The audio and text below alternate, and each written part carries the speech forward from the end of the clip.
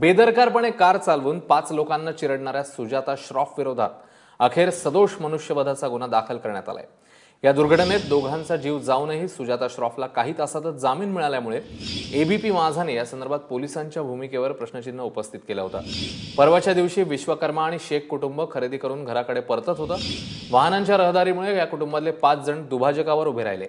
त्याचवेळी समोरून आलेल्या सुजाता श्रॉफच्या गाडीने 5 जणांना चिरडलं, ज्यात पूजा विश्वकर्मा आणि इशिका विश्वकर्मा या मायलेकींचा मृत्यू झाला। आणि याच संदर्भात आता सुजाता श्रॉफ विरोधात सदोष मनुष्यवधाचा गुन्हा दाखल झालाय। मंदार गुंजारी आपले प्रतिनिधी आपल्या सोबत आहेत। मंदार, कारवाईची पावलं कशी पडतायत आता?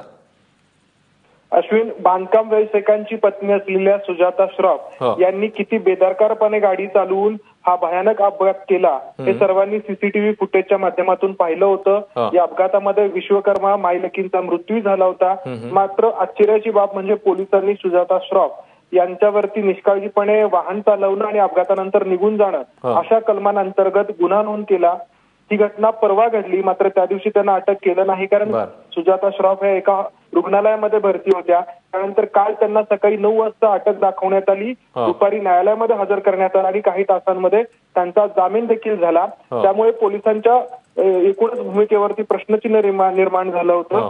त्यानंतर पोलिसांना अखेर या सगळ्याची सुबुद्धी आली आणि त्यांनी सदोष मनुष्यवधाचा गुन्हा नोंद केलेला आहे, कारण 2 व्यक्ती यामध्ये मृत्युमुखी पडलेल्या आहेत। आधी जो गुन्हा नोंद आहे सुजाता श्रॉफ यांच्यावरती, त्यामध्ये आता या वाढीव कलमांचा समावेश केला जाईल आणि न्यायालयाला याची माहिती दिली जाईल आणि पुन्हा सुजाता श्रॉफ यांना आपल्या ताब्यात द्यावं, त्यांना अटक करण्याची परवानगी द्यावी अशी मागणी पोलीस आता न्यायालयाकडे करणार आहेत।